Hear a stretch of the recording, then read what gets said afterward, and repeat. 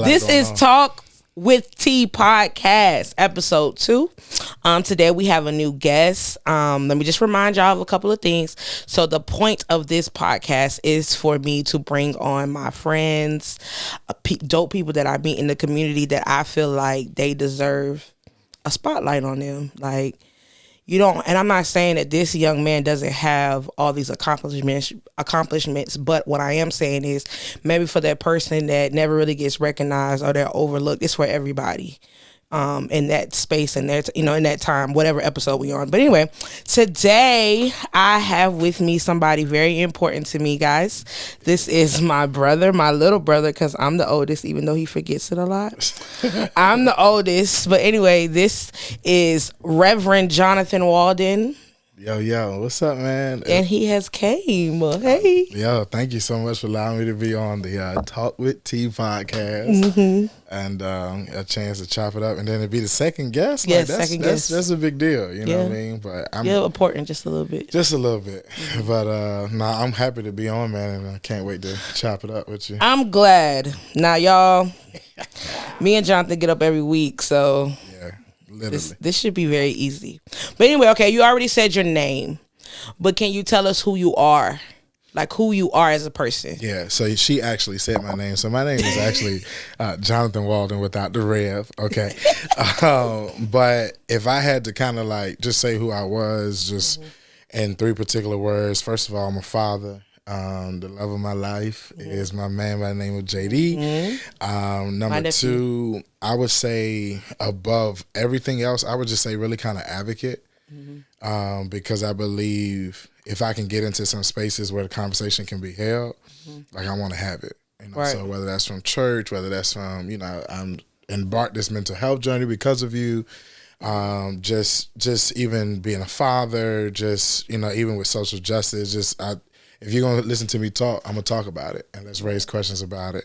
And then I think the third thing, man, I would just really say, man, is somebody that's just laid back. Like, I don't really be out too much. I'd rather just kind of kick it around or be chill, kick it with a core of people. But, just at this point, I want to say, eventually a mogul. Like, I really want to be in a position where, like, we really grinding on a bunch of different stuff, and we make an impact. I can see that. Yeah. I'm trying to make sure you didn't lie to the people. I ain't gonna lie to the people. You know what I'm saying? I'm gonna keep it a stack, Okay. So, in the beginning I said Reverend, but can you really define for the people what you do for a living? Yeah, so I am the executive pastor for New Beach Grove Baptist Church in Newport News, Virginia. So I oversee day-to-day operations for a church in Newport News, right? Fairly medium-sized congregation for our area, but I basically oversee everything, and my goal is to just try to make stuff run better, you know what I mean? So everybody likes the number 1 seat, right? But number 2 gets hit from the front and the back, Yes. So the crazy joint is just trying to keep stuff afloat is my main job, and so I got to be flexible. So right now in this season, I'm doing youth and young adult. Next season, I'm doing men's ministry. Like, it's just kind of wherever I'm needed. And so just being flexible to do that type of movement. Yeah. Yep. I got you. Yes, sir. So the next question is my best question. I love this story. You gonna let me tell it, or you gonna try and tell it? I'm just gonna ask the question. Okay. All right. Yeah, I'm the guest. I just remember. I'm the guest. Yes. Okay. Yes. Okay. All right. Cool. Let's do it. How you know me, bruh? Wow. Well, so we're about to get started. No, all jokes aside. So we were just literally talking about it in this kind of pre-warm up for the show, man. It's been 9 years that we have been rocking with each other. But the storyline is... Everybody always wants to know this story. The storyline is we did not start off the way that we started, right? Like, so she did not like me, okay? She could not stand me. And I didn't really know too much about her. So a mutual friend of ours... but you heard about me, though. Ain't nobody hating about you. A mutual friend of ours, man, who I was dating at the time, beautiful young lady, kind of was going through some stuff at that particular moment, and not unbeknownst unto me, that was your people. So that was your god sister, correct? Yeah. So word got still to is. Sorry. So word got back to you that you know what I'm saying, stuff was kind of moving a little bit differently, and so honestly, there was like mad friction, but not even us having a conversation with each other. We didn't have numbers or anything like that. You know, little stuff put on Twitter when Twitter was Yes, I forgot about that. Old petty tail. You understand me? Yes. Petty, y'all. So Pray for me. we ended up going to BTU, and as we ended up going to BTU, I was assigned a young man that wasn't even a part of my church. I don't know if you knew that. Like, he wasn't. No, I remember that part. Yeah, he wasn't even a part of New Beach Grove. Like, they was just like, because we know you, like, hey, can you look out for him? And I'm just like, but I got 20-something kids here. Like, I'm already looking out for her. So I knew her name. I knew of her, but I didn't know anybody else. So I, you know, being the guy that I am, I'm like, hey, Minister Hurd. I think I said Minister Hurd at that time. I think you did. Tesha Hurd or whatever. I was like, yo, young in here has never been. I've never been. Can you kind of instruct him? So she looked at me, and in that moment, it was like, bruh, how you going to introduce me to somebody else and you ain't even introduced me to you? And I'm just like, well, I'm Jonathan Waldon. Hey, but by the way, can you look out for old boy?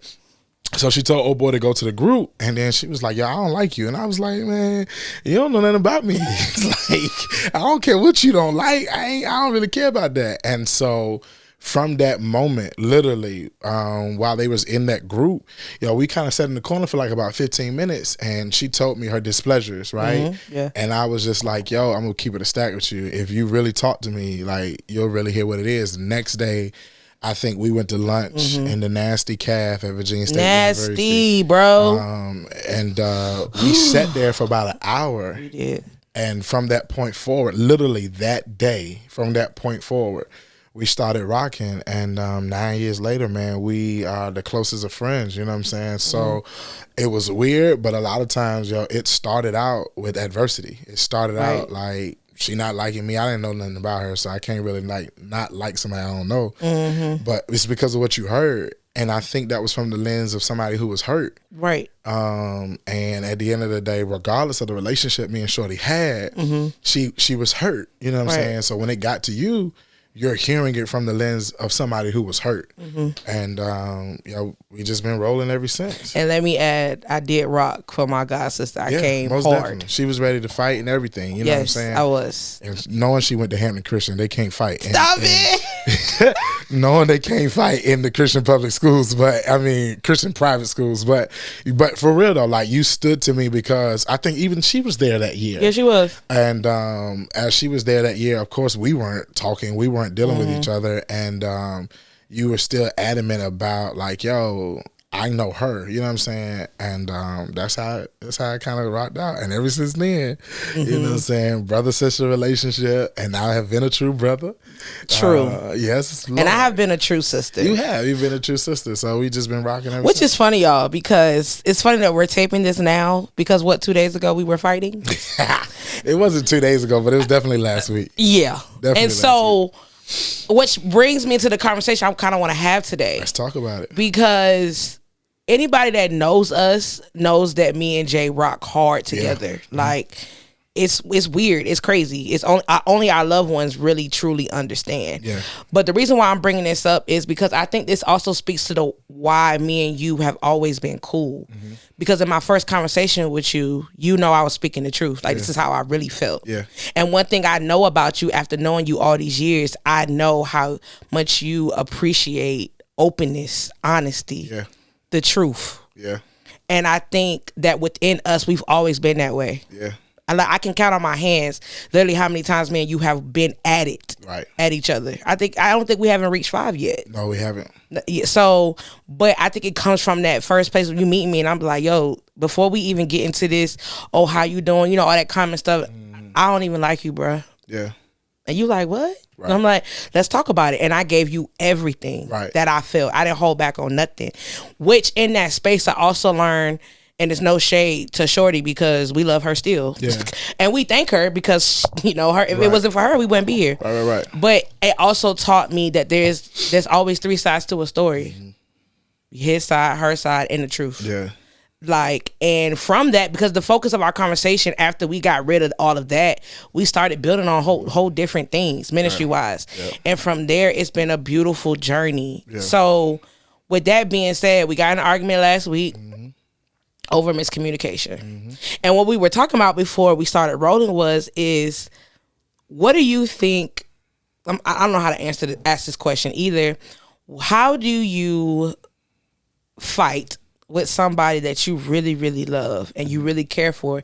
You don't want them to leave your life. However, because you're with them all the time, you got to say really what's up. Yeah.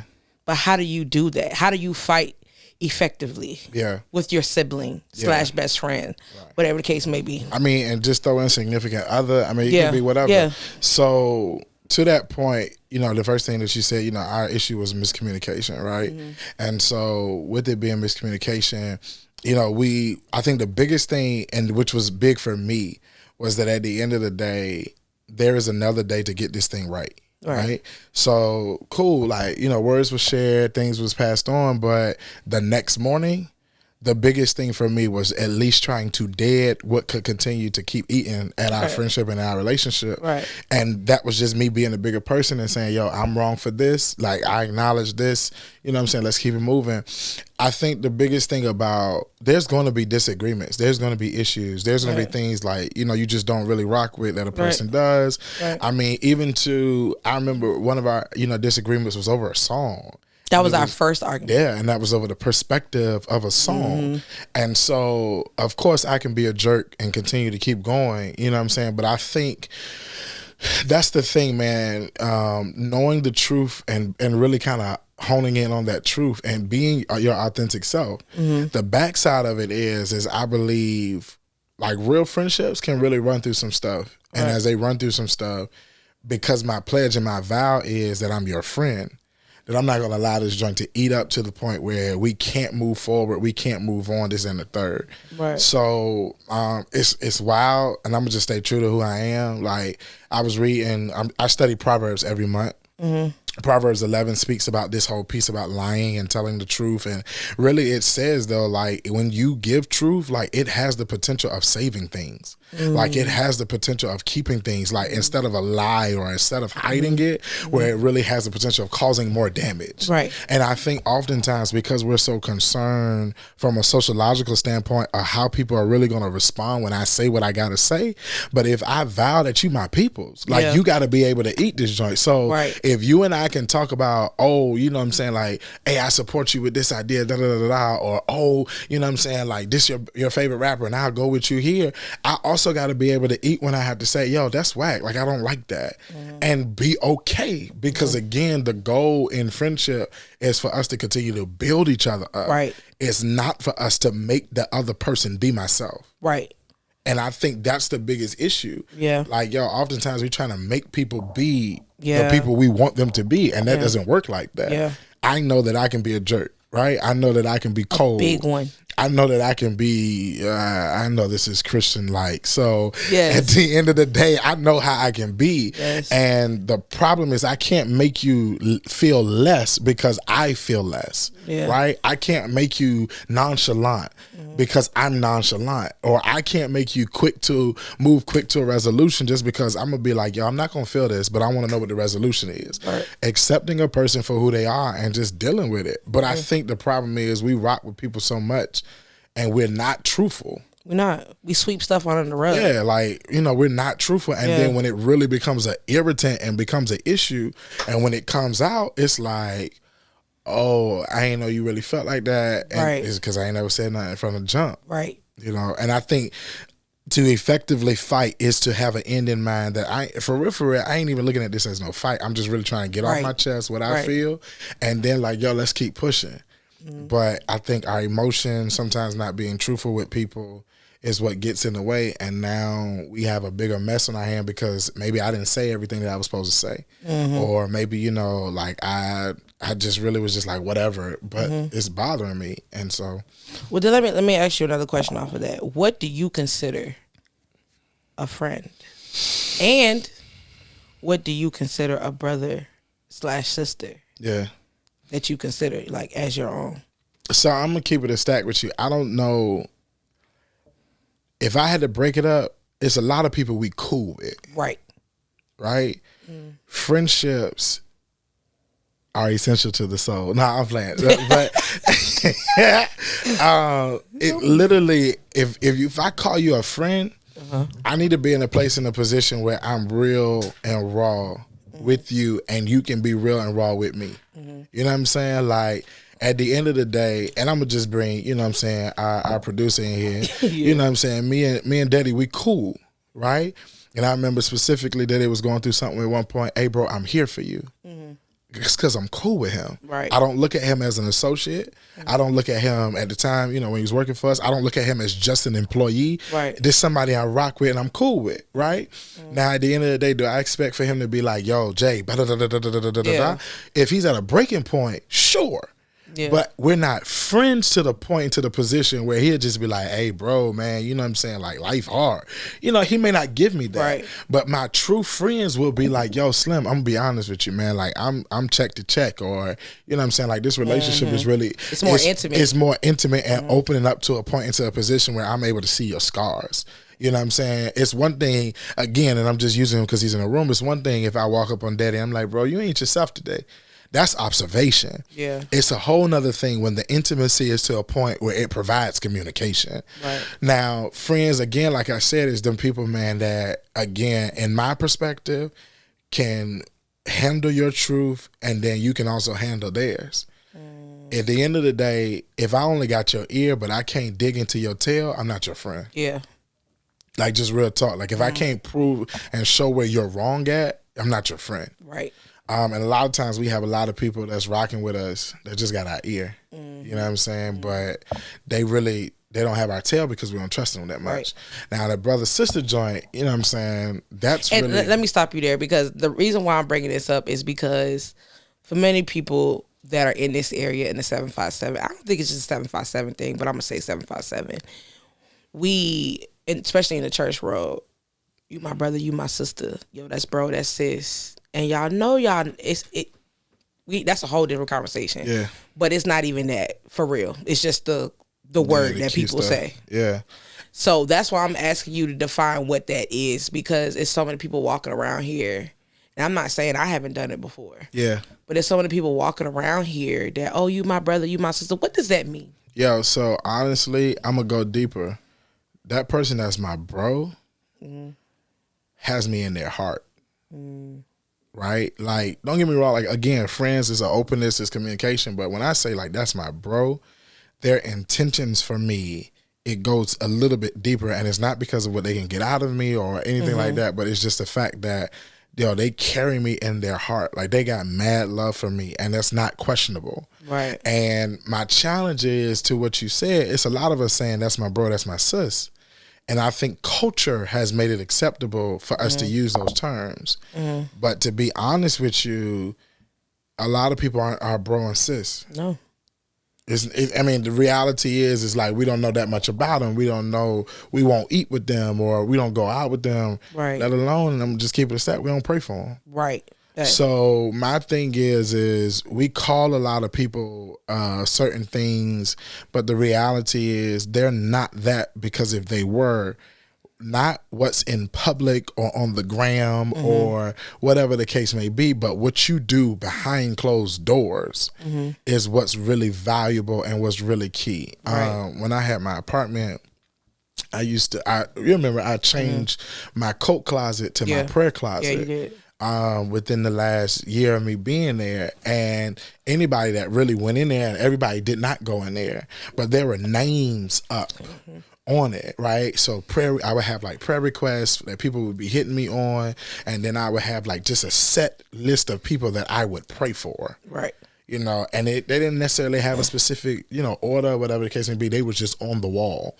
And every time I put my hand on that piece of paper, I was praying that God, whatever these people need, like, make it happen. Right. I think, man, if we don't carry cats in our hearts, then it's hard for us to say that they're our brother and they're our sister. I just feel like we got commonality with them. Yeah. And because we got a commonness with them, it's just like, oh, that's my people. Yeah.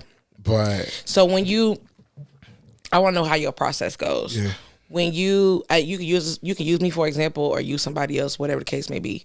But do you really like sit with yourself and think about putting that person in that category? Like, what goes through your mind when you, like, let's say you just meet somebody, or like I said, you could use me. We met, we was rocking.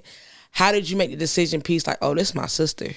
Yes, I think that's a solid question. So the decision piece really came over time, right? And as it came over time, I'm gonna be honest with you, because of what I do for a living, and because of the mental health field, we are supposed to be extroverted, really kind of helpers, and you know, be able to touch people. Like, you don't want nobody to come to your church and then they don't want to never come back because you, as the one or the two or the praise and worship leader or whoever, is like, oh no, they nasty. You know, I spoke to them. So we have to, by default, kind of just be in this open lane where it's like, hey, you know, and that's not fake, but it's just who we are.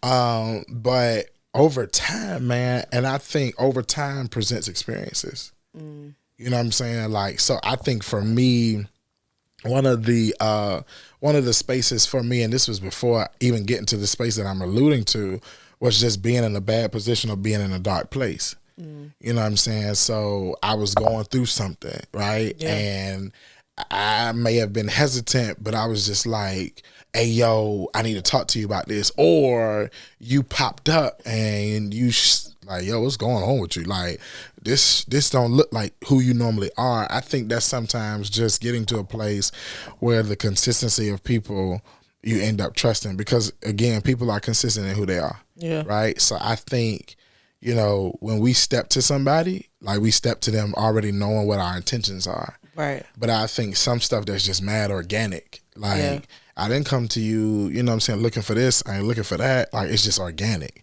And when stuff grow organically, I think, like, that's when you really can be like, hey, this is what it is, but here's the other piece. I do this in dating, and I'll be real with you, I don't always do this with my general friendship, platonic friendships, but in dating, I'm like, hey, God, expose them. And then my prayer changes from expose them to, God, if this is your purpose for us to rock and be with each other for forever, prepare us for that. Don't you think that could be needed in a friendship too? And that's what I was getting to. I don't really do that with my friends or with brother and sister relationships, because I do believe there is a mark on them that says, like, yo, this is what it is. But I feel like, man, before we have and start connecting with people in any sense, business, you know what I'm saying, they gonna do this, they gonna do that for us, you know, whatever the case may be, friends, close friends, like, we gotta, like, hey, God, show me what's up, because I don't want to wake up one day and it's like, oh man, your true colors, you know what I'm saying? Like, I ain't got time for that. And especially when you about business and trying to make, you know, bread happen and trying to live in a space where you trying to do right by God, you ain't trying to wake up one day and find out you was in the bed with Satan. So that's a key thing. I think we should. I think we should. I think that's a very important piece, especially for us believers. We know that time is short. And me being a therapist, being a minister, being a sister, being a wife, all these type of things, I know that time is very important. And I'm just in this space where I know my purpose as a Christian, as a praise and worship leader, whatever. I'm supposed to love everybody, of course, show love, make disciples, whatnot. But when we think about the private relationships, I just know, because time is so short, I'm very cautious about who I attach myself to now. And I'm very cautious about who I need to detach from. Like, but that just started becoming a thing this year. I feel like when you got people like us and our hearts are very genuine, sometimes we could just be open. And I'm in this space where I know that, yes, I have to be open to make disciples. However, I do have to be cautious about who sits at my dinner table. Most definitely. And with that, that's why I said, don't you think it's important to ask that? Because I believe that in this current time, people are wicked, and they might be doing it. They might be aware. They might not be aware. We are in a lot of spaces where we suck each other dry. Well, maybe we should be in a business relationship and not a friendship. Right. So I feel like there's a lot of things that we don't consider. We don't really sit and ponder, like, should I really be friends with this person? Let me say this, y'all, and just thinking about it, Jesus needed Judas to fulfill the will of God. You and I don't need a Judas. Yeah. I don't need snakes in the grass. That's heavy. You know what I'm saying? Like, at the end of the day, now, if God uses somebody, that's one thing, but I don't have to, like, Jesus knew Judas's reason from the jump. Oh, this cat gonna throw me out for 30 pieces of silver. He knew that. Yeah. And so for 3.5 years, he let him sit there. Right. Bro, if I know your intentions from the jump, I'm not letting you sit there, dog. Yeah. I'm not. I'm apologetic early. Hey, I'm good. And that can be in any vernacular. Like, yo, and I think that's the thing, which, if I can be honest in this talk, one of the things, like, I'm discerning in this stage of 30, I'm discerning, like, what's your motives, bro? Right. You know what I'm saying? Right. Like, why are you here? Why are you here? Because it can't be what I'm going to give you. Don't you think that was like a light that came on when you turned 30? Yeah, most definitely. Like, it's crazy because people say that, but when you really experience it, like, your patience, like, that's literally what you thinking. Like, why you here? Why you here? And that's like in every relationship that I have. Most definitely. Even in my marriage. Like, of course, me and Gerald, we rock, we solid. But, you know, you just had those moments. When you get to a certain age, you like, yo, your senses is up. Like, what's up? Like, what are we doing? Yeah, because the older you get, the more you realize that your time is important. Yeah. You know what I'm saying? So at the end of the day, to waste time is really to be lazy and to be unproductive. That's very true. So at the end of the day, man, if you got people around you, and again, it's to waste time. You know what I'm saying? Like, it's null and void. I don't need Judas. I really don't. I don't need a Judas to keep me and to be in my circle. I'm not doing that. So that leads me to my next question. Y'all, this is completely off the script. I had a whole script. Yeah, she texted me everything. I did. Oh, we're going to talk about this and we're going to talk about that. But here's my next question. Yeah. So let's say you have somebody in your life and they were supposed to be there from the beginning, whatever, and it has revealed itself that they're not supposed to be there. They've been switched up, whatever the case may be. How do you think that you can, I guess, reevaluate that situation? Like, what is the proper way to tell somebody, basically, yeah, you've been rocking with me, but you're no, what they say at church, the ministry has decided to go in a different direction. Your services are no longer needed. So I'm gonna keep it a stack. I think that goes back to what we opened up with, being truthful. Yeah. At the end of the day, here's the inverse. If I keep you around, guess what's gonna happen? I'm gonna get irritated. Yep. And something is going to cause for you and I to fall out a little bit bigger and a little bit heavier than what it has to be, right? But I think at some point there has to be real conversation and real dialogue. Like, yo, hey, can I ask you a question? What you want, man? Like, what you need in this season? What do you need from me?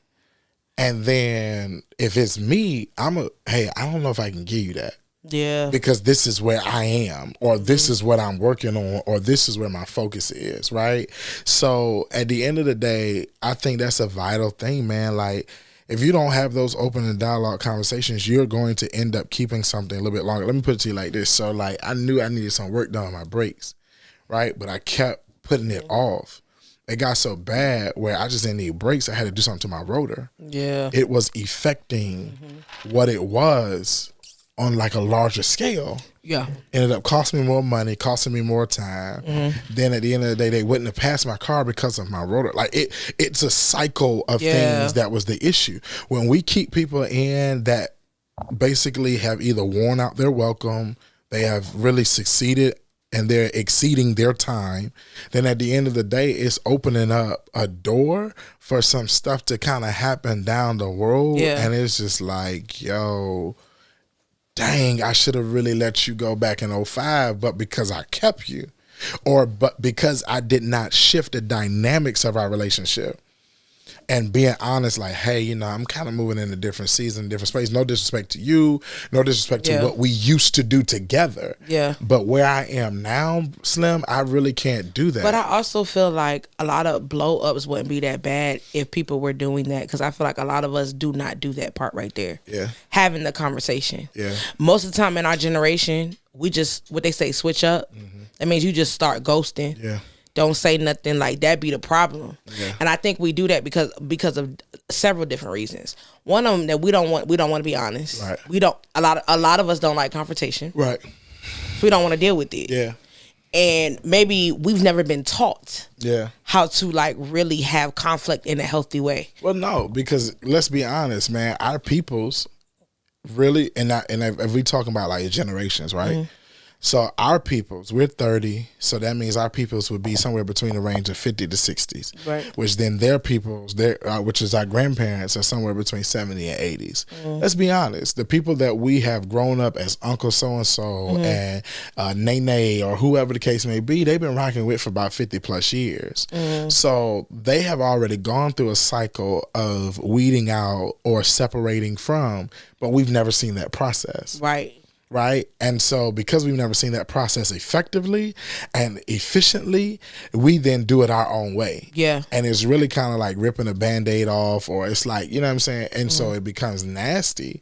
But again, here's the challenge. And I think the challenge is ultimately when you know where you are and you know what you're striving or trying to get to, then at the end of the day, those who you have in your close circle, whether you've have them immediately or you've, inherited them or whatever the case may be, you really got to get to a point where you're like, hey, yo, I need to check this. Because let me tell you why. Systems or life experiences will push you to that point. Mm-hmm. So before I had Jay, my best friend, and he's my best friend to this day, we don't talk every day. Talking about B? We're talking about B, right? Yeah. I don't know when the last time I've seen him. Yeah. And somebody could argue with how that's your best friend if you ain't know. Again, so when B had his firstborn child, right? B had his firstborn, ended up dealing with Shorty, marrying Shorty. Hey, bro, I'm a single man. Right. Yeah. No kids, not even a dog. Yeah. What we used to do, to stay up, play 2K, and there's no shade. Go to brick house. It's just a change of life. And so when me and him had that conversation, I expressed. So y'all had this conversation? Oh yeah, we had it before. We had it way before. And my expression to him was, "Hey, bro, you have a family now, right? I don't want your girl to feel uncomfortable, right? Because John is there." And no disrespect to Bella, right? But it was just when things start shifting, you have to be mindful of your shift. Yeah. So again, love him dearly. We shoot messages about, every other month, like, yo, Slim, I see you, you're grinding, I'm here, I know, and vice versa. Yeah. But it's like, hey, bro. That's respect, though. It is. I cannot move the same way. That's respect of his new season. And at the end of the day, what'll be problematic is when we move into new seasons, trying to drag stuff into it to make it fit. Yeah. If the piece of the puzzle don't fit, like, yo, don't even. But again, here's the love portion. The love is, it ain't bad blood. Yeah. So when you got the cookout, I get an invite. I'm coming to cook on the grill. Yeah. I mean, like, it's not a bad space. Yeah. It's just the reality of where it is now. When I had my son, at the end of the day, that kind of brought us a little bit back. Why? Because now Jay is playing with Gio. He's playing with Giannis. Like, it's a little bit different now. Right. But again, he's not going to invite me out on a couple's date. Right. The season ain't there. Right. So I think you just got to. It depends what season you're in. Huh? Never mind. Keep going. By the time this drops, let me put a prophetic word out. My God. No. Nah, I'm playing. Come on, drop it. Listen, all I'm saying is, real talk. Speaking to your future, brother. Hi, we're believing God. We're believing Him. That's all we're going to leave it at. But all jokes aside, I think you just got to honor the season. Yeah. And when you do that, again, and you keep and maintain, like, the peace. Yeah. Maintain the peace, joint. Like, it's no bad blood. But that comes from conversation. That comes from having hard conversations. Because I remember when I got engaged. Yeah. You prompted us to have a conversation. Almost definitely. I did. You did. And you were like, yo, like, I don't know. Yeah. Tasha, like, I don't know, Because, like, let me be very clear. Jay was, like, we was thick as thieves. Like, we staying up late watching Bob's Burgers. Because we both single and pitiful. I wasn't pitiful. I was just single and anyway, he made sure I was good. He made sure I was good or whatever the case may be. But with that being said, like we had to have a hard conversation. Most definitely. And he was like, I don't know what it's gonna look like. You about to get married. And he said this, and I respect it, because he was like, if your fiance at the time don't rock with it, then I'm gonna have to, I gotta adjust. It just so happened that they happened to form a relationship on their own, most definitely, without me being involved. But let's keep it a stack, and we got on our time. Yeah, we got so, our time. So let's. He's got to come back, y'all. I turned the key back. I gave you a key back. You did.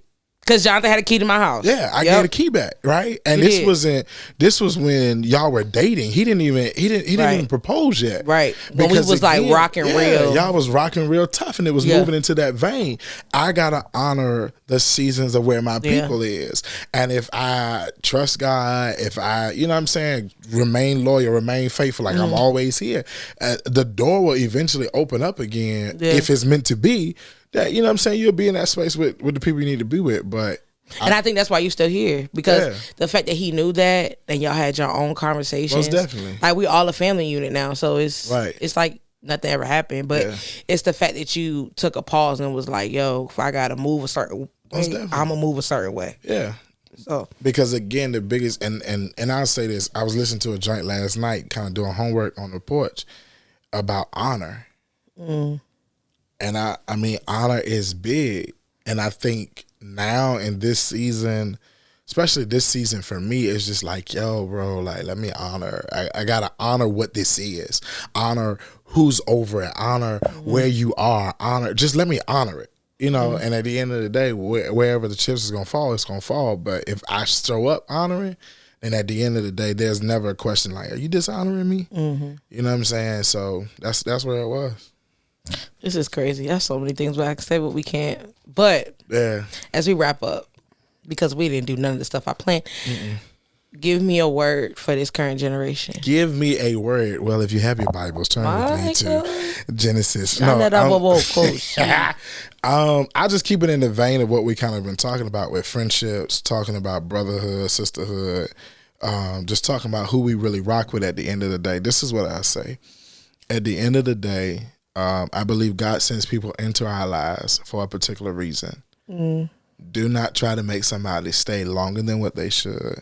And at the end of the day, I would also argue that if you just continue to keep it peaceful, be truthful, and remain in honor, then at the end of the day, you'll never go without God to make the relationship either boomerang, come back around again, God to allow that joint to grow, it allow it to flourish, or, it'll just be one of those people where every few months you may be like, hey, let me holler at you. You was on my mind. I've been praying for you. I've been I want to check in.